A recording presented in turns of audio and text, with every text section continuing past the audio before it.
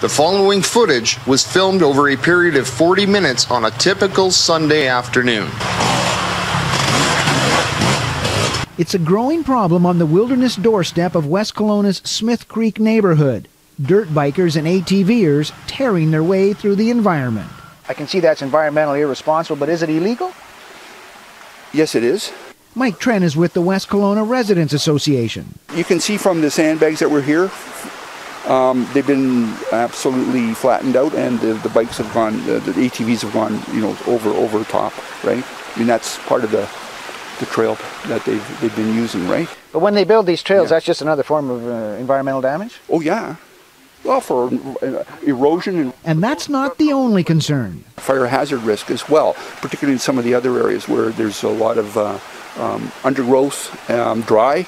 It seems it's no concern to the off-roaders that some of this area is parkland and most is private property. They just don't have a respect for people, for property, right? And never mind the sign saying, stay out.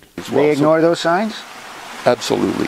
And never mind the barricades and fences. This whole fence thing was pushed down. The riders just go around or through them. They were actually going down right through the bush into the trail over there.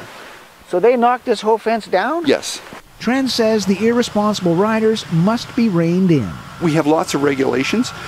Unfortunately, we just don't have the enforcement that seems to be going with it. There is enforcement possibilities here, for sure, okay? We want it to stop. West Kelowna Council has seen the video of the riders going through the creek. We're appalled at the kind of degradation. So it's asking the private property owner to bolster the compromised fencing, and it'll do the same for district property.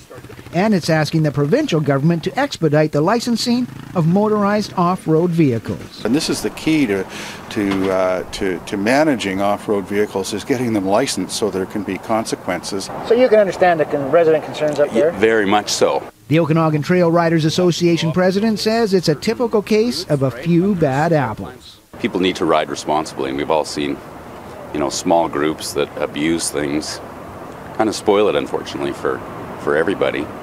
And so we'd like to hopefully be able to sort of potentially mediate.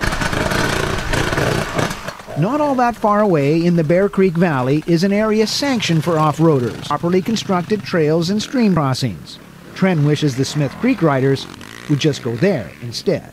And leave the rest of the community not having to deal with riparian areas and fix them and so on. In West Kelowna, Blaine Gaffney, CHBC News.